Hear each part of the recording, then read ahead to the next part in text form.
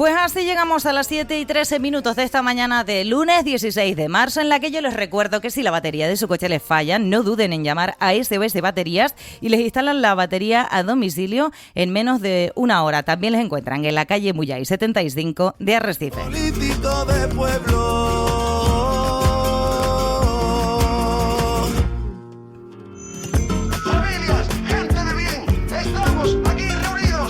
Nada, yo sigo tensando la cuerda hasta que me echen de aquí. Valentín Aullanet, muy buenos días. Buenos días, Arica, Pedro y a la audiencia. Qué canción tan chula, ¿eh? Sí, apropiada después de una convocatoria electoral. Bueno, la escuché y dije, bueno, voy a poner esto por aquí humildemente y a ver qué ocurre. Pedro Martín, muy buenos días. Erika, Valentín, audiencia, ¿qué tal? Muy buenos días. No va por nadie en concreto, ¿eh? Es bonita la canción, ¿verdad? Hay muchos políticos de pueblo, ¿no? Y bueno. Y hay de muchos tipos, de muchas clases y hasta de muchos colores. Bueno, en fin, hay que ponerle un poco de humor al día. Vamos con muchos asuntos, ya que estamos hablando de política y de los comicios ayer en Castilla y León. ¿Qué te parecieron los resultados, Pedro? Bueno,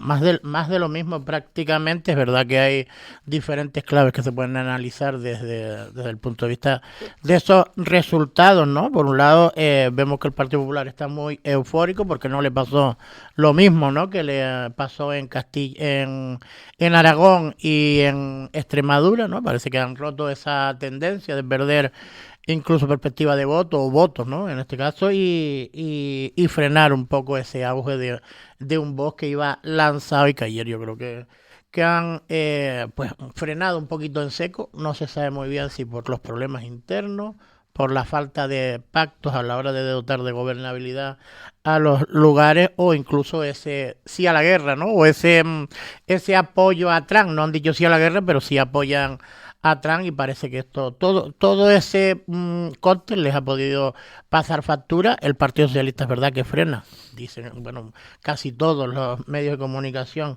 especifican que es la primera vez que desde las últimas elecciones, en estas últimas elecciones, en estos comicios concatenados que han ido en Extremadura, en casi los últimos 12 elecciones que han sido, creo que el Partido Socialista ha perdido 10 de ellas.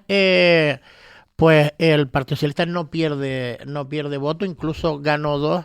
Lo que pasa es que es a costa de prácticamente quedarse solo en un reducto de la izquierda, ¿no? Prácticamente se ha comido todos los votos, se ha comido todos los votos de todos los partidos que están a la izquierda del Partido Socialista, y eso les complica muchísimo, a pesar de tener buenas perspectivas, o haber sido un buen candidato con muy buenos resultados, les complica mucho gobernar, ¿no? Valentín. Bueno, yo creo que ha sido un gran triunfo para el Partido Popular, ¿eh? Creo que es un cambio un poco de la tendencia, y sobre todo por lo que ayer oía, que me gustó el término, ¿no? La gestión de las expectativas, porque la gestión de las expectativas las tenía todo el mundo, todos los partidos, en función de las encuestas que teníamos, y las encuestas han fallado un poco bastante, quiero decir, porque ni ha llegado Vox a ese 20% que pretendían, y con una subida importante, y tampoco ha sido la debacle del Partido Socialista, más al contrario, ¿no? Ha conseguido, digamos, 2 diputados. Lo que pasa es que, claro, en términos porcentuales, la victoria, sin lugar a dudas, del Partido Popular sube 4 puntos en relación con las elecciones del 2022. Ningún otro partido sube ese porcentaje. Y entonces el Partido Popular tiene que estar contento porque sube en votos y en diputados. En este caso no son diputados, son, ¿cómo se llama? Procuradores, exacto. Y sube en procuradores, consigue frenar a Vox, porque a pesar de que Vox sube también un procurador, pero su incremento porcentual no tiene nada que ver con lo que pasó en Aragón y en Extremadura. Y después el Partido Socialista ha conseguido, hay gente que dice que, bueno, que entre otras cosas el triunfo viene porque, bueno, le quitó prácticamente 2 procuradores por Soria, ¿no? Avance, ¿cómo se llama? Por Soria. Por Soria, que perdió 2 diputados, que donde es alcalde Carlos Carlos Martínez, y que Carlos Martínez no es, digamos, un sanchista, ¿no? Sino que es un hombre que va por libre, que su discurso ha ido en base a su tierra, a Castilla y León, y que eso le ha beneficiado para por lo menos mejorar los votos y nutrirse también de la izquierda, que esa es otra de las claves de ayer, ¿no? Es decir, desaparece Izquierda Unida Sumar, que no tiene representación, tampoco la tiene Podemos, y con lo cual el PSOE ahí se ha beneficiado un poco de la figura de Carlos Martínez, que no es sanchista, del hecho de aglutinar el voto útil de la izquierda más radical, y por otro lado también el no a la guerra, de alguna forma seguro que ha influido también en que el PSOE haya experimentado esa pequeña subida, pero victorioso y vencedor el Partido Popular, salvo que ahora tiene que sentarse con los amigos de Vox. En fin, no será fácil porque ya lo hemos visto en Aragón y en Extremadura. Vamos aquí. Nos venimos aquí directamente porque es poco habitual que se firme un manifiesto de forma conjunta entre Lanzarote y Fuerteventura. Y así se ha hecho. A última hora de ayer se hacía público ese manifiesto que han firmado los cabildos de Lanzarote y Fuerteventura, sus respectivos presidentes insulares, Osvaldo Betancor y Lola García, en el que rechazan el actual modelo de zonas de aceleración de renovables, las conocidas como SAR, impulsadas por el Gobierno de Canarias. Hablan de varias cosas en ese manifiesto, entre ellas que debe ser prioritaria la instalación de energías renovables en cubiertas de edificios e infraestructuras ya existentes, tal y como recogen las leyes autonómicas vigentes antes de ocupar nuevo suelo, y ven una aceleración, en virtud de estas zonas de aceleración de renovables, justamente, que podrían impactar en el suelo rústico. Pero también ha mostrado su preocupación por la eliminación de la evaluación ambiental para determinados proyectos en esas zonas y piden al Parlamento de Canarias que restituya esa obligación. ¿Qué te parece este manifiesto conjunto, Pedro? Bueno, me parece que se recupera, ¿eh? No olvidemos, a pesar de que sí tienes razón en que es poco habitual, en algún momento, yo creo que fue en época de Pedro Sanginés, Lanzarote y Fuerteventura firmaron lo del acuerdo con el eje oriental, creo que se llamaba en algún momento, quiero recordarlo porque sí es verdad que se llegó a hablar de deuda histórica, de falta de inversiones, de un montón de aspectos, y los dos presidentes en su momento, tanto el de la que había, creo que era él, el que había en Fuerteventura como Pedro Sanginés aquí, firmaron ese acuerdo. Es verdad que después no hemos vuelto a saber nada de esta situación y ha vuelto de este pacto o este acuerdo, y después nuevamente lo hemos escuchado con el tema de las zonas de aceleración de renovables, que yo le decía esta mañana a Valentín que no entendía muy bien cómo se puede estar produciendo esta situación cuando prácticamente tienen los mismos colores políticos el Gobierno de Canarias, quien dirige la Consejería de Transición Ecológica, creo que es la que lleva todo esto, y el Cabildo Insular de Lanzarote, que en principio parece que iban de la mano cuando nos presentaron en esa comparecencia, rueda de prensa, que éramos la primera isla. No sabía que Fuerteventura lo tenía ya también avanzado, si no entiendo por qué han firmado este acuerdo con respecto a esto, y parecía que todo iba viento en popa, y que incluso esta unificación a la hora de ser los mismos colores políticos está beneficiando, ¿no? O podría beneficiar ser pioneros y lanzarnos a intentar conseguir los objetivos que se han marcado por parte de Europa, por parte también de las administraciones locales, para desarrollar esas energías alternativas, las renovables, ¿no? Ahora, con respecto a lo de la eliminación y toda esta polémica que se ha creado en torno a la supresión de la misma, a unos decir que está en vigor, otros decir que no, pues la verdad es que no lo entiendo muy bien. Yo, la verdad es que de alguna forma me alegro, quiero decir, me alegro en el sentido de que no todo es seguidismo. Quiero decir, si hay alguna medida que no beneficia a una isla, pues por mucho que sean del mismo color político, a veces las cosas ni siquiera desde el punto de vista de la negociación funcionan, y hay que dar un pequeño golpito en la mesa, o un puñetazo más fuerte.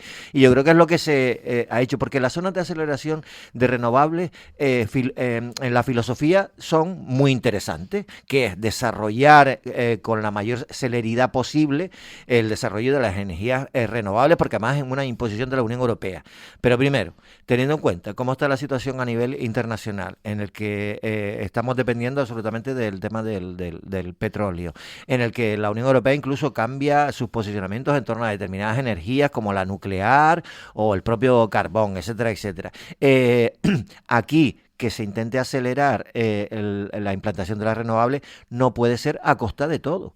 Y en este caso parece que el gobierno de Canarias, por mucho que el Cabildo primero le dijo que el primer borrador y el primer protocolo del SAR no era el que se había negociado, que los mapas publicados no eran los mismos, el gobierno seguía RQR con que eso era así. Y yo creo que bueno, que hay que dar un golpe en la mesa, sobre todo cuando además hay un dato añadido a lo que era el primer borrador del SAR, que es que ahora ya ni siquiera se necesita el informe ambiental para una instalación de este calibre. Y vemos que, por ejemplo, en Fuerteventura, ¿qué ha pasado? Que con la ley eléctrica y con el famoso artículo 6 bis se ha llenado de molinos de una forma un poco anárquica y sin que el propio Cabildo tenga la capacidad de decidir o no sobre su territorio. Y eso es lo que están pidiendo ahora. Oye, vamos a parar, vamos a reflexionar y dejemos que los cabildos sean los que tengan la voz cantante, en el sentido de decir, vale, sí, queremos las renovables, pero las queremos con unas condiciones. Primero, que fundamentalmente tengan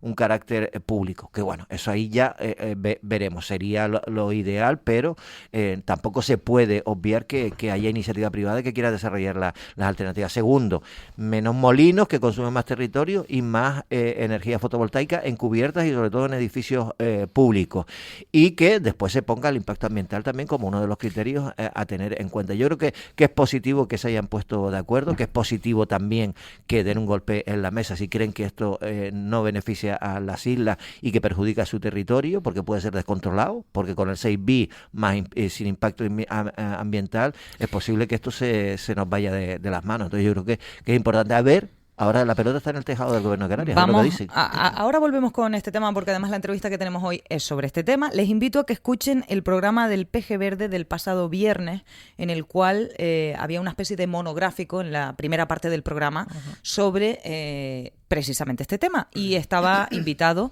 Pedro en el programa que haces con Sergio Calleja, el activista que conocemos muy bien, Pedro Hernández. Así que, bueno, les invito a que lo escuchen a través del podcast de Lanzarote Radio. Pueden hacerlo, buscan el PG Verde del viernes pasado y lo hacen. En unos minutos volvemos sobre este asunto. Y por cierto, en la agenda para hoy, el Partido Socialista en Lanzarote va a ofrecer una rueda de prensa, ha convocado a los medios para informar sobre una proposición no de ley relacionada precisamente con estas zonas de aceleración de energías renovables en la isla. Esperaremos a conocer qué es lo que tienen que decir y sobre todo me imagino que también se pronunciarán respecto a este manifiesto conjunto que han hecho Cabildo de Lanzarote y Cabildo de Fuerteventura. ¿Pero por qué digo lo del Partido Socialista? Porque también han pedido en la primera institución insular un pleno extraordinario en el que Osvaldo Betancor, presidente insular, explique la situación de las residencias de mayores Amavir Tías y Amavir Aria, que han generado pues esta preocupación en los últimos días. Ustedes me corrigen, pero a ver, primero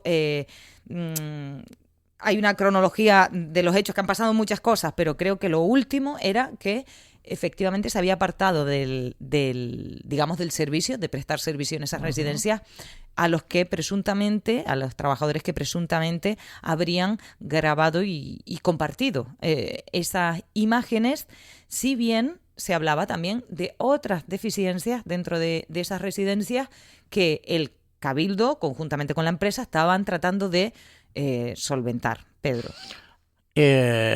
Sí, parece que la situación es la que tú acabas de relatar, ¿no? Decía no sé si el cargo que tenía, el responsable de comunicación, el gerente de Amavir a nivel nacional, creo que entró en diferentes medios de comunicación también, hablando de las medidas disciplinarias. Evidentemente se le abrió, no se puede, sin determinar las responsabilidades de esos trabajadores, no se puede poner en la calle, pero sí se les ha abierto expediente disciplinario muy grave, creo que están apartados del servicio, no sé si despedidos incluso, y está judicializado el tema en torno a esos 3 o 4, porque lo digo 3 o 4 porque el resto de la plantilla se ha sacado comunicados diciendo que está siendo muy injusto la generalización y que el resto ha intentado cumplir con su obligación.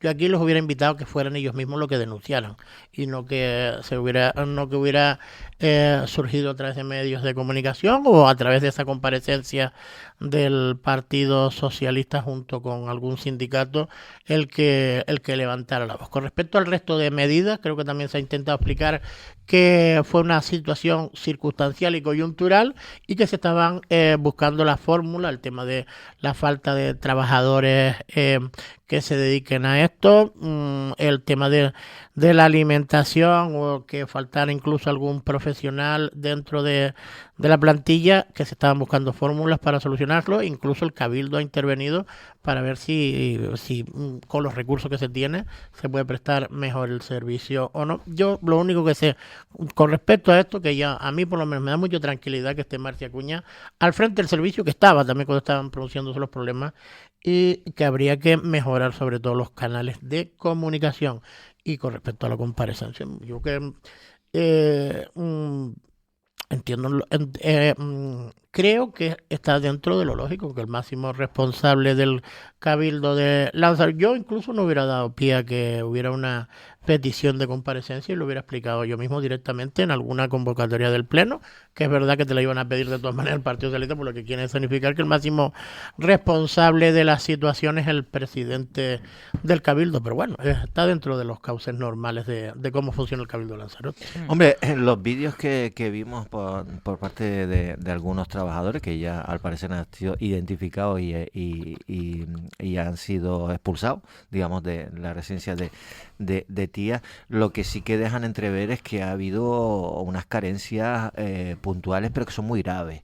Entonces, por mucho que sean puntuales, eso no se puede dar bajo ningún concepto en ninguna de estas residencias que están pagadas en parte con dinero público. Entonces el dinero público ahí tiene que ser fundamental en el sentido de que hay que pedir responsabilidades en torno a esta cuestión. Yo eso lo he tenido claro desde el primer momento. Lo que sí que es verdad es que precisamente este cabildo, digamos, que puso en marcha después de haberla quitado al anterior grupo de gobierno, al que ahora está pidiendo ese pleno extraordinario, la unidad de seguimiento, no recuerdo exactamente si será el término, pero una unidad de seguimiento de los contratos firmados con las empresas que llevan la gestión de la residencia para controlar que esto no pasara. Y por lo que sabemos, estaban pasando cosas graves, pero justo el Cabildo estaba en ello. Había tenido ya reuniones previas con la empresa y con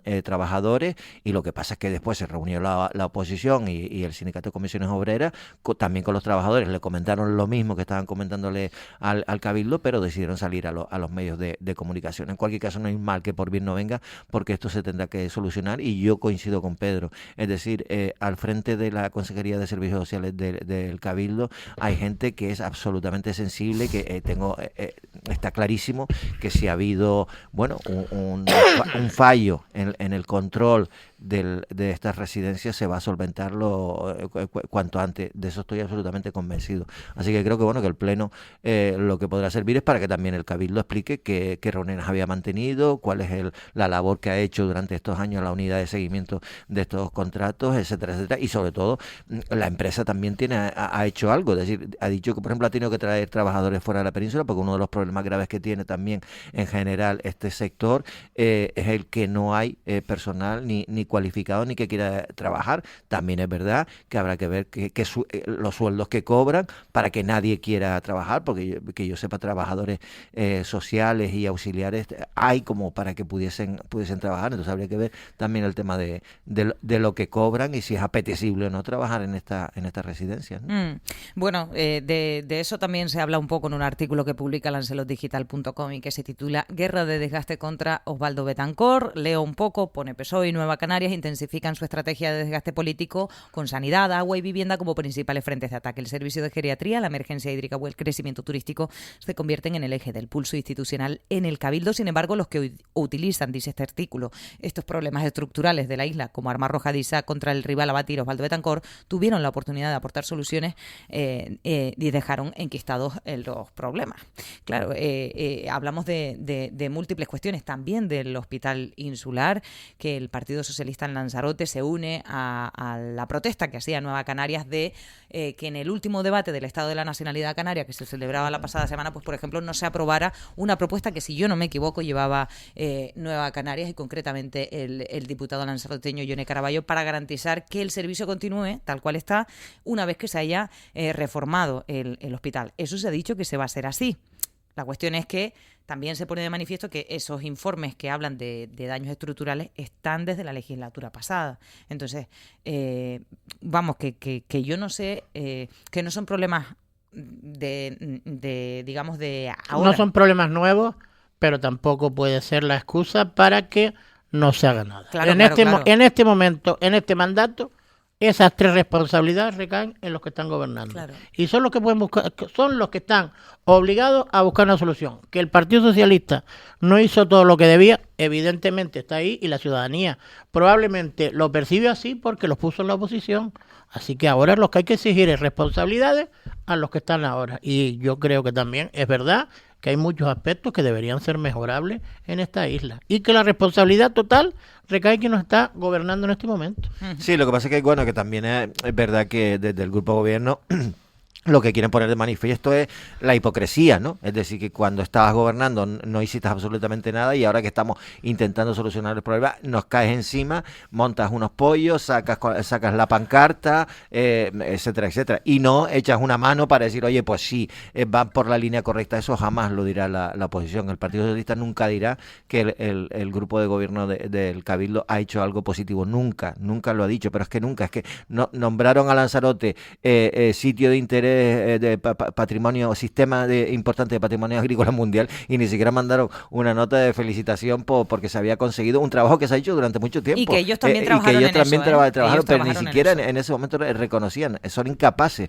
de reconocer que algo se hace bien, y entre tanta denuncia de todo lo que se hace mal, yo creo que hay mucho de una política de efectista, de trinchera y de todo va mal, ¿no? Yo sí lamento mucho en torno a, por ejemplo, el tercer sector, que da la sensación, al menos me da la sensación, me puedo equivocar, pero a mí me da la sensación de que el consejero Marci Acuña, él habla mucho de la paz social, de recuperar la paz social con el tercer sector, y yo es algo que, oye, me da la sensación de que sí, de que los colectivos que se nutren, por ejemplo, de bienestar social del Cabildo para atender a las personas que atienden, están relativamente mejor en muchos aspectos. Yo creo que sobre todo a la hora de tener un diálogo fluido con el consejero, claro, que en el mandato pasado evidentemente no hubo.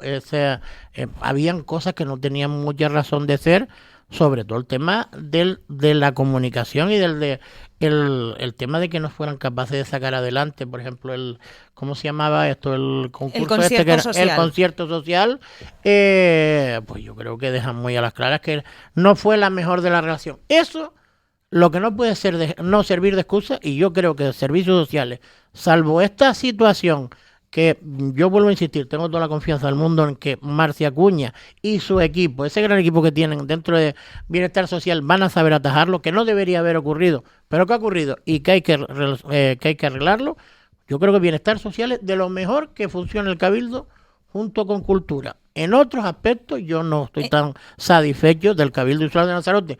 Vemos que hay avances en torno a la planificación del territorio, pero por ejemplo en otras cosas la isla se está quedando muy atrás. Muy atrás. ¿Y te refieres a? Me refiero, por ejemplo, a obras. Esta isla, ¿qué se ha hecho en esta isla desde la circunvalación? Creo que recordamos el otro día. ¿Qué se ha hecho? Obras de importancia de una isla que tiene que modernizarse. Es verdad, mira, lo del CIPAN, lo de un montón de cosas, de subir el tema de lo que gastan los turistas en destino, aquí en la isla de Lanzarote. Vale, la apuesta clara se consigue.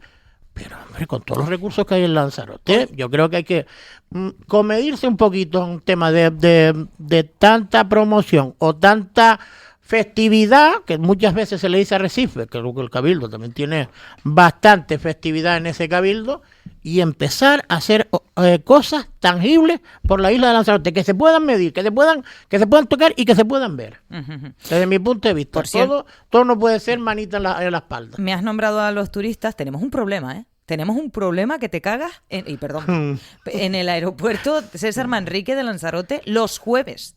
Los jueves. Bueno, si son los jueves, tenemos 6 días más. Espérate, de los muchos problemas que pueden existir, Pedro, no han dejado de llegarme vídeos, pero que no es... La semana anterior ocurrió, y esta pasada semana del día 12, vídeos, o sea, lleno el tema del control de pasaporte y bueno, los turistas diciendo... ponían, a ver, en sus redes sociales, no vengan a Lanzarote un jueves, piénsatelo si vas a venir un jueves a Lanzarote, tuve que esperar 2 horas de espera, en fin. Luego, es verdad que me metía yo en los comentarios a ver qué se contestaban unos a otros, yo de novelera, y pues algunos les decían que su experiencia había sido distinta, habían llegado otro día distinto a la isla y que al salir sí que habían cogido un taxi sin ningún tipo de problema y que se habían puesto en su sitio, en su lugar en el que iban a estar aquí en la isla en poquísimo tiempo, pero es que me da la sensación de que esto es cosa puntual y no hay forma de resolver esto. O sea, ¿no se había hablado en su momento de intentar hablar con AENA? Bueno, hablar con AENA no sé cómo de fácil o difícil sea, pero para ver si es posible que las compañías organicen mejor la llegada de los viajes y de los vuelos internacionales, entiendo yo, al aeropuerto César Manrique para que no existan estos colapsos. No sé, es que no puede estar la infraestructura un lunes o un martes, que no sé, me lo estoy inventando, digamos a media capacidad y el jueves a la capacidad por 10, no sé. Es que, a ver, AENA te presenta, aparece una vez cada 4 años. Te presenta el DORA sobre las inversiones y después ya te deja con el caramelo en la boca a ver si las inversiones se hacen o no se hacen. Ahora tenemos inversiones que son importantes para Lanzarote, igual que para otros aeropuertos, para conectar las 2 terminales, para mejorar en general todos los servicios en el aeropuerto de César Manrique. Pero claro, es que lo que AENA no se da cuenta es que este tipo de cuestiones afectan no al aeropuerto. La gente no dice, ¿qué mierda de aeropuerto? No sé cuánto nos encontramos en Lanzarote que tuvimos que esperar 2 horas. No, lo que dicen, jolín, ya llegas cabreado y llegas cabreado en la isla. ¿Cómo es posible que lleguemos a Lanzarote y tengamos que esperar? O sea, aquí a quien se desprestigia es a la isla y a su... Y digamos, al destino. Al destino, está clarísimo. Y yo creo que sí, que efectivamente hoy AENA tiene la capacidad, porque AENA, recordemos, AENA es una empresa semipública, pero la mayor parte, el 51%, lo tiene el gobierno central. Y el gobierno central tiene el que maneja todo el gobierno. Claro, y el gobierno central tiene que, de alguna forma, aunque yo no estoy de acuerdo en que lo maneja todo el gobierno central, porque yo creo que los fondos de inversión que tiene ese 49% son los que tiran para que convierta a AENA en una empresa absolutamente con unos beneficios desorbitados y que el aspecto más de responsabilidad social, de hacer inversión, reinvertir. Pero Valentín, la capacidad de decisión se tiene con porcentaje en el Consejo de Administración. Bueno, si tú tienes el 51%, pues se hace todo lo que tú digas. ¿Cómo se llamaba Otra eso? cosa es que tenemos un problema con los representantes de AENA que son serviles a los fondos de inversión. Eso es otra cosa. Exactamente. Eso es como el síndrome de Estocolmo. El gobierno está con el síndrome de Estocolmo, con ese 49%. Permíteme un inciso. ¿Sabes lo que me dio que pensar esto? Que estoy hasta las narices. Mira, siendo cierto que hacen falta más licencias de taxi en Lanzarote, me dio un coraje tremendo porque ahí dije, nos están echando a pelear entre nosotros con el sector del taxi, con no sé cuánto, cuando ellos se ven desbordados los jueves por una situación que empieza dentro de las instalaciones aeroportuarias. Siendo cierto que hace falta una mejora del servicio del taxi integral en Lanzarote, sobre todo lo que yo creo es que hace falta que estén más cohesionados entre los distintos taxis municipales, aunque sean municipales el servicio, que sea insular, porque es insular. Siendo cierto que hacen falta más licencias, es que a veces... ¿Quién nos está echando a perder? No, ¿Tú has visto alguna vez algún representante a pelear? Perdón, es verdad, tienes razón. ¿Tú has visto alguna vez algún director, algún responsable de AENA quejarse del servicio de taxi? No hace falta. Siempre es de la puerta para afuera. Claro, no hace falta. En las quejas, a ver, levantamos la voz desde el Cabildo, desde la Cámara de Comercio, desde los medios de comunicación. Los empresarios. Lo que estamos hablando somos nosotros. Mira, AENA tendrá 30.000 problemas que podemos denunciar uno detrás de otro. Pero con respecto a eso no. Con respecto a eso somos nosotros. Vamos a ver, pero que sí, que entiéndeme, es una forma de hablar, que nos echamos a pelear entre nosotros, lo que sea. Cuando lo que quiero explicar es que me dio la sensación de que el problema no empieza en la puerta del aeropuerto, empieza dentro.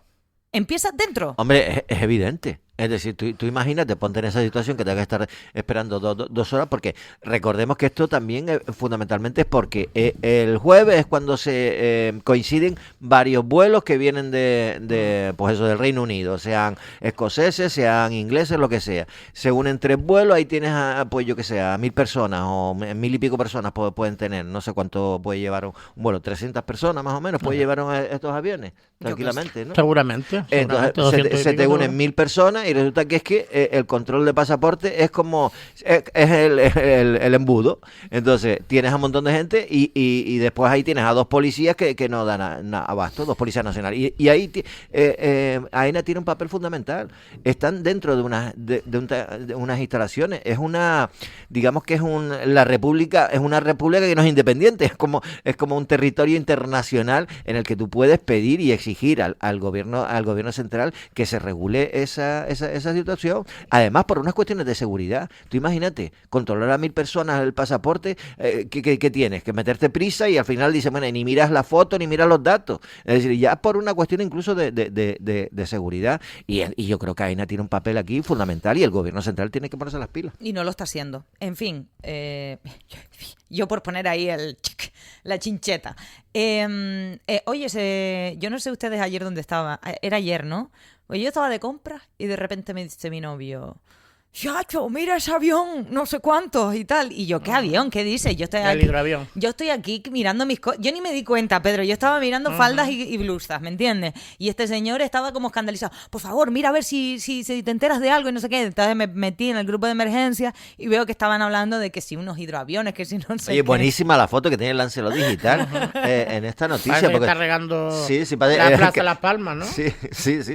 Está regando a Recife, da la sensación porque es una foto buenísima. Se ve perfectamente cómo ir. Después nos hemos enterado, pero porque la gente ha estado preguntando y todo eso, porque no lo sabíamos previamente. Es decir, que son una especie de maniobras, o decir, por llamarlo así, contra incendios. Y entonces, vienen desde Las Palmas, desde Gando, pero no sabíamos nada. Yo creo que teníamos que haberlo de alguna forma sabido. Pero es que no lo informaron. Según la información que aportaba el consorcio, que preguntaba, no lo habían informado. Es verdad que se habían dado maniobras, creo que en Gran Canaria justamente, pero las de aquí no estaban informadas. Total, que si se llevaron un susto ayer por lo de los aviones, pues que no se preocupen. Ayer y el viernes los vi yo. El viernes también. El viernes estaban cargando ahí delante, ahí justito se veía cargando el agua. ¿Y de dónde la echaban?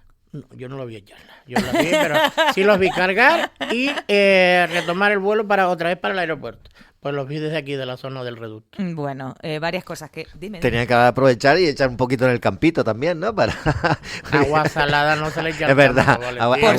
Agua salada no, pero bueno. Por cierto, que el tiempo cambia esta semana. Otra vez, casi me exploto yo con un compañero de los medios que escribió por el chat de... que sepan que los medios estamos en contacto unos con otros. En este caso, Jaime, cuando nos informaban de que esta semana cambiaba un poco el tiempo. No salimos de esta. Vuelve a llover, ¿no? Viene, no sé qué nombre tiene esta vez, pero vuelve a venir un fenómeno atmosférico adverso en el que se contempla que venga lluvia, viento y no sé si alguna otra cosa más, ¿no? Sí, se prevé para mitad de esta semana, pero efectivamente, es decir, cambios no hay ninguno. Lo que estamos viendo es eso, es que hay una inestabilidad, tenemos sol y calima unos días y de repente pues que viene una zona de borrascas o un periodo de borrascas y ahí tenemos otra vez el viento y la lluvia. La previsión es creo que para mitad de esta semana. Pero claro, también es verdad que el otro día hablábamos con el portavoz de la EMET en Canarias y nos decía que cada vez también es complicado hacer una previsión a más largo plazo, ¿no? Y que, bueno, hay determinados fenómenos como las danas que no sabes exactamente cómo van a evolucionar, porque de repente se te pone en un punto concreto y ahí monta un pifostio de lluvias y de viento, o se desplaza y termina en el mar, etcétera, etcétera. Entonces que cada vez es como más complicado este tipo Mientras de avisen con previsiones. tiempo, yo creo que más no se les puede pedir, ¿no? De todas maneras, que está avisado desde la semana pasada. Yo supongo que el martes o el miércoles empezaremos a ver el reparto de sacos, si va a caer sobre Arrecife, sacos de arena, porque es el método preventivo por el momento el que hay aquí en Arrecife. Me perdí. Estábamos hablando del tiempo esto, que yo me reía porque decía, hablaban de un cambio de escenario, dice cambio de escenario, yo creo que llevamos así, y es verdad que la gente está un poco cansada de hecho, el viernes iba a la tiendita a comprar y me preguntaba la chica, oye, ¿tú por casualidad sabes cómo viene el tiempo para el fin de semana? Claro, la gente está deseando meterse un poquito en la playa, un poquito de sol, que nos dé la vitamina D, que el cuerpo pueda, no sé. Entonces, claro, yo lo entiendo. Recuperarse. Pues espérate, que llega la primavera. Se supone que la primavera en Lanzarote es época de más lluvias. Entonces, bueno, lo de en abril aguas mil y no sé qué historia. Entonces yo no sé hasta qué punto podemos aguantar. Bueno, vamos a tomarlo con humor y vamos a cambiar. Bueno, volvemos al asunto con el que casi que comenzábamos, las zonas de aceleración de renovables y la implantación de las energías renovables al fin y al cabo en nuestro territorio. Una persona que ha estado impartiendo distintas charlas desde el principio de que se empezara a hablar de esto en esta última etapa ha sido el catedrático y experto en energías renovables Ricardo Guerrero. Muy buenos días. Hola, ¿qué tal? Buenos días. Bueno, le hemos escuchado en diferentes municipios, pues abordando esta cuestión, la implantación de las energías renovables y sobre todo también esta forma, ¿no? Esta fórmula de las zonas de aceleración de renovables. Lo más reciente, profesor, es que no sé si ha tenido ocasión de verlo, es que el Cabildo de Lanzarote y el Cabildo de Fuerteventura han firmado un manifiesto conjunto, pues en rechazo a las zonas de aceleración de renovables, al actual modelo de SAR que impulsa el gobierno de Canarias, pues por distintas cuestiones, porque ven que no priorizan temas de colocación de estas infraestructuras encima de chumbres, en fin, de azoteas. También ven muy preocupante la eliminación de la evaluación ambiental para determinados proyectos en estas zonas, pidiendo al Parlamento de Canarias que restituya esa obligación. No sé qué nos puede comentar sobre esto. Pues no sabía nada, tengo que decirlo. Y bueno, me parece bien que se unan esfuerzos en tratar de plantear una opción alternativa a lo que está tratando de impulsar el gobierno de Canarias. Por mi parte, bien. Además, las cosas que has mencionado me parecen muy razonables. Vamos por partes. De todas maneras, perdona un momentito, porque me gustaría preguntárselo al catedrático. Buenos días. Yo lo que no entiendo muy bien es la apuesta, sobre todo, yo creo que todos conocemos cómo ha apostado Fuerteventura, sobre todo con el tema de la fotovoltaica. Parece que ellos en principio no apuestan por la colocación de este tipo de energías en las techumbres, como sí apuesta, por ejemplo, Lanzarote. Es fácil ir a Fuerteventura y ver que esos campos fotovoltaicos... eso es promoción privada, el Cabildo de Fuerteventura, Pero al fin y al cabo la ordenación es idéntica para todos, para la pública y para la privada. La ordenación es idéntica. Hasta donde yo sé, el Cabildo de Fuerteventura, cuando vio eso, ¿El campo fotovoltaico? No estuvo... No sé cómo se daría. Perdón, profesor, le preguntaba a Pedro. Sí, no, con respecto a eso, que no entiendo muy bien el posicionamiento conjunto, porque para mí se parece como un huevo a una castaña, la forma de proceder en Lanzarote que en Fuerteventura. No, pero yo creo que, vamos a ver, conozco el Cabildo de Fuerteventura, hemos hecho algún trabajo para ellos, precisamente para definir exactamente cuánta energía sería necesaria a largo plazo para descarbonizarles de forma autónoma. Y el Cabildo, creo yo que por lo menos el actual gobierno, y yo creo que el anterior también, han defendido que no se haga lo que se hace. Lo que pasa es que no ha dependido de ellos, porque estos son... como ustedes saben, hay un artículo en la Ley Canaria del Sector Eléctrico, que todo el mundo la conoce como artículo 6 bis, y que establece pues que el gobierno de Canarias puede tomar decisiones unilaterales sobre el territorio, donde el Cabildo poco más que lo único que puedo hacer es ir a un contencioso administrativo y plantearlo de una o de otra manera. Por tanto, creo que no se le puede achacar al gobierno insular lo que ha ocurrido. Lo que sí es evidente es que todo el mundo, no solamente en Fuerteventura, sino yo creo que en Lanzarote también, por cercanía, están viendo que lo que se ha hecho, pues la verdad es que ha quedado muy mal, ¿no? Y eso, pues, es una señal, como digo a veces en mis intervenciones, oye, pues hay que movilizarse un poco antes, porque después, si no, ya vienen los arrepentimientos.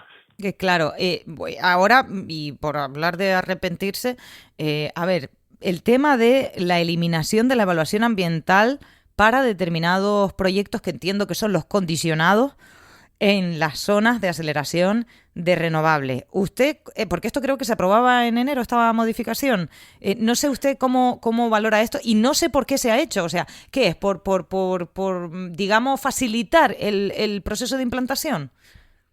Vamos a ver, yo creo que el gobierno de Canarias trata, y con poco éxito, porque depende de otros factores, el poder colgarse medallas de que se ha avanzado en el porcentaje de generación renovable en Canarias. Como digo, depende de otros factores, porque también depende de las condiciones de la propia red eléctrica, que es una red diseñada para consumir desde grandes centrales, y eso es muy complicado de resolver. Y por otro lado, el gobierno de Canarias está tratando, desde mi punto de vista, desesperadamente de facilitar la inversión sobre el territorio. Pero las decisiones que está tomando desde un punto de vista regulatorio son extremadamente intensas, digamos, ¿no? Porque está facilitando convertir el suelo rústico en suelo industrial, digamos de una forma totalmente discrecional, y lo que es más aún, ¿no? Cualquiera puede apoderarse del suelo de otro y hacerlo, ¿no? Y es una transformación severa, ¿no? Pasar de un suelo rústico a un suelo industrial que permanecerá como industrial durante, yo creo que el resto de la historia, vete a saber, pues es una transformación muy profunda, y creo que hay una buena parte de alcaldes en Lanzarote que, bueno, y por lo que me está diciendo en Fuerteventura, que no están dispuestos. No, y el propio Cabildo de Lanzarote, porque lo que le digo, pero bueno, esto es una nota de prensa que nos llega, el manifiesto nos llegaba ayer a última hora, por la noche. Vale, por eso yo no se lo indiqué cuando concertamos esta entrevista, porque realmente yo no lo sabía. Pero al parecer lo han firmado y lo enviaban anoche a última hora, tanto el Cabildo de Lanzarote como el Cabildo de Fuerteventura, ese rechazo a las zonas de aceleración de renovables. Valentín, sí, buenos días, señor Guerrero. Yo no sé, pero en este manifiesto conjunto se habla de otra cuestión también que se lleva planteando, que es que priorizar proyectos que sean de carácter público, ¿no? Yo no sé si eso de alguna forma echa por tierra todo lo anterior, porque este precipitación, si se le puede llamar así, del gobierno de Canarias, quitando ya incluso el informe ambiental, lo que uno presupone es que hay detrás iniciativas privadas que están deseando hacerlo, porque yo iniciativas públicas para poner parques eólicos o digamos energía fotovoltaica en las terrazas de edificios públicos, tampoco sé si hay mucho. Yo no sé cómo interpreta usted y sobre todo, señor Guerrero, ¿qué podemos hacer para que efectivamente la SAR no perjudiquen, digamos, el paisaje y el territorio, quitando lógicamente supongo lo del tema de poder ponerlas en suelo rústico? Vale, lo primero que hay que pensar es que un alcalde, cuando dice que quiere hacer algo, está pensando probablemente en ganar las próximas elecciones, ¿no? Y entonces está representando lo que cree que sus ciudadanas quieren para su municipio.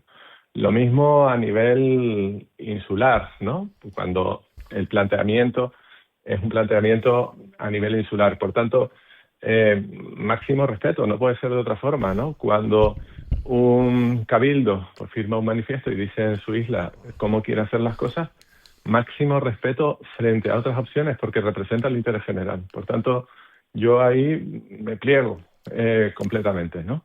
Y después, en segundo lugar, con respecto a qué se puede hacer.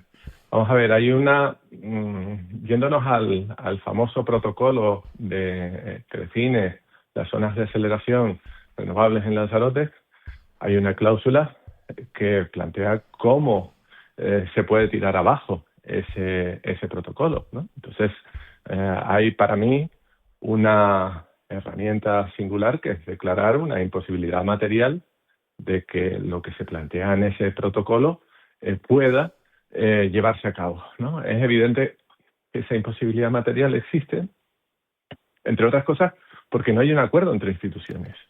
Y de esa forma es como entiendo yo que hay que actuar, y tienen que actuar pues los representantes, ¿no? En este caso el Cabildo, que parece, por lo que se ha podido leer, que las cosas en su momento se definieron de una forma precipitada, o no sé, o no se entendió que aquello pues iba a traer las consecuencias que ha traído. Bueno, pues ya está, pues se da marcha atrás, ¿no? Porque a veces da la impresión de que el gobierno de Canarias lo que dice, no, tú en ese momento firmaste, ya estás agarrado, y por tanto, a partir de aquí yo hago lo que me parezca porque tú estás agarrado. No, esa no es la forma de actuar, iba a decir, en una democracia, ¿no?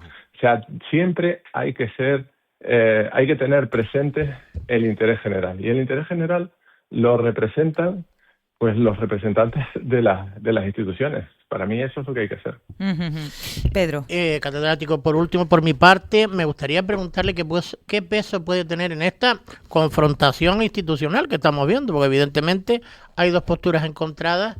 La lentitud con la que van avanzando ese grado de penetración de renovables en islas como Lanzarote, al gobierno de Canarias tener que explicar en esas inversiones, por ejemplo, a Bruselas, que se va mucho más lento de lo que impone en este caso la Comunidad Europea.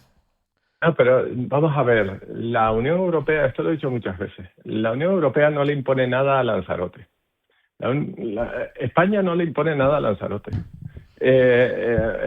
La Unión Europea lo que hace es decirle a España, quiero estos objetivos, pero objetivos como país. Entonces, ¿qué es lo que ocurre? Pues que puede haber determinados territorios donde el avance sea más sencillo que en otros. O sea, quitémonos de encima que hay un compromiso específico para Lanzarote. Lanzarote tiene una sensibilidad medioambiental enorme que valoro y en fin, y apoyo, ¿no? Y además esa sensibilidad ambiental, aparte de que está imbricada en su propia cultura, pues también tiene una afección clara a su actividad económica. Pues hay otras zonas en el territorio nacional que se pueden plantear de otra manera. Y aparte, vamos a ver, se está yendo a lo facilón. A lo facilón es, cojamos el suelito más barato, quitémoslo, si es necesario, de las manos de sus propietarios y tratemos de avanzar rápidamente, convirtiéndolo de rústico a industrial. A mí me parece una pasada, como dicen los jóvenes, ¿no? Claro. No, y más cuando sabemos que hay una alternativa clara, y la alternativa clara son las cubiertas. Y después, lo que me pareció un poco entender de ese manifiesto entre los dos cabildos, que es el que pueda ponderarse más la iniciativa pública o la vinculación pública de esas infraestructuras. Yo lo vengo diciendo desde hace tiempo, creo que también el alcalde de Yaiza, el alcalde de San Bartolomé, si hay que tocar al final el suelo rústico, que puede ocurrir, o sea, puede ocurrir que no dé las cubiertas, ese suelo rústico hay que vincularlo, si lo vamos a utilizar para generar energía, desde mi punto de vista, y Lanzarote eso lo ha aprendido, hay que vincularlo a infraestructuras públicas. Es decir, lo que no puede ocurrir es que se monte un suelo, digamos, una actividad en un suelo rústico y se convierta en suelo industrial para que los promotores hagan lo que quieran, ¿no? O sea, se está haciendo un esfuerzo desde el punto de vista, o se haría un esfuerzo desde el punto de vista del interés general en esa transformación, pues tiene que tener una vocación de servicio al interés general, digo yo, no sé. Y esto lo tienen que definir los políticos, los representantes, ¿no? Entonces, ya que esto ahora mismo está tan desordenado, ¿no? y están tensos y enfrentados, ¿no?, unas instituciones con otras, es el momento de parar, porque se están tomando decisiones que van a ser para hijos, para nietos, y tratar de conseguir los consensos. Y a partir de esos consensos se caminará. O sea, no dramaticemos el cambio climático. No digamos que Lanzarote tiene, o Fuerteventura, unos objetivos propios. Eso no es cierto. Eso no es cierto. Y cojamos y hagamos las cosas con cabeza, porque nos estamos jugando el futuro para muchas generaciones. Ese es mi punto de vista. Uh-huh. No me queda más tiempo, pero antes de terminar sí le tengo que preguntar por todo lo que está pasando y quizá, ¿por qué no?, ponerme de abogado del diablo de alguna manera, y ahora me explico. Estamos viendo lo que estaba pasando, la escalada bélica en Oriente Próximo. Estamos viendo cómo el impacto es incontestable en cuanto a la energía. En este caso hablamos del petróleo, pero también lo vimos en Ucrania con el gas, y vemos cómo sube todo por las energías. Y de ahí que yo piense, bueno, el gobierno de Canarias, que usted más o menos lo decía al principio, ¿no? Quizá por llegar a esa carrera, pero al final todos estamos persiguiendo el mismo objetivo, creo. Usted me corrige, pero lo que yo quiero entenderlo así, que no sé si me equivoco, pero quiero entender que el propósito es que dependamos menos de este otro tipo de energías, que seamos más autosuficientes con esto de las zonas de aceleración de renovables. Aunque el planteamiento no sea el correcto, entiendo que ese debe ser o es, en el fondo, el ánimo del gobierno de Canarias. No sé si es así o no. Bueno, pero para eso hay que leerse bien la directiva europea. ¿Y qué es lo que dice la directiva europea? Oye, antes de llegar a la zona de aceleración, define cuánto necesitas. ¿Cuánto necesitas? No se ha hecho, ¿no? No se ha definido. ¿Cuánto necesitamos? ¿No? No se ha definido, no hay ningún papel. Una vez se define cuánto se necesita, y para eso hay que mirar muchas cosas. Hay que mirar flexibilidad de demanda, hay que mirar avances tecnológicos, hay que, en fin, definir tecnologías. Cuando ya se ha definido eso, entonces, ¿qué es lo que dice la Unión Europea? Empecemos con las cubiertas. Empecemos con los suelos que realmente están transformados, ¿no? Uh-huh. ¿El suelo transformado qué es? Una plaza de un ayuntamiento, eso es un suelo transformado. Un parking es un suelo transformado. Se debe empezar por ahí, eso es lo que dice la Unión Europea. Entonces, desde mi punto de vista, lo que se ha hecho es agarrar una pieza que viene ya cuando ya se ha trabajado bastante, cosa que no se ha hecho, ¿no? Uh-huh. Cuando ya se ha trabajado bastante, entonces viene esa pieza, que es la zona de aceleración renovable, y aplícala como hay que aplicarla, con lógica. ¿Cuál es la lógica? La lógica es, empecemos por lo que menos daña al territorio. Es que alguien puede pensar que es de forma distinta. Alguien puede pensar que no, es empezar por ese suelo rústico, tradicional, que da carácter al paisaje insular. Alguien puede pensar que la Unión Europea está diciendo no empiecen por aquí. Uh-huh. Es que no se puede pensar de esa forma. Y entonces, pues claro, está habiendo movilización y está habiendo gente que dice, pero si esto no está transpuesto ni siquiera al derecho español. Y bueno, entonces yo lo que pido es moderación y entendimiento entre las administraciones, porque, como digo, nos estamos jugando mucho a largo plazo. Pues vamos a ver si sí. Le agradezco enormemente estos minutos con nosotros, Ricardo Guerrero, catedrático y experto en energías renovables. Un placer, muy buen día. Buenos días. Muchas gracias. Y a ti, Pedro Martín, también, que te doy las gracias por estar con nosotros. Valentín Aullanet ya se ha marchado. Gracias.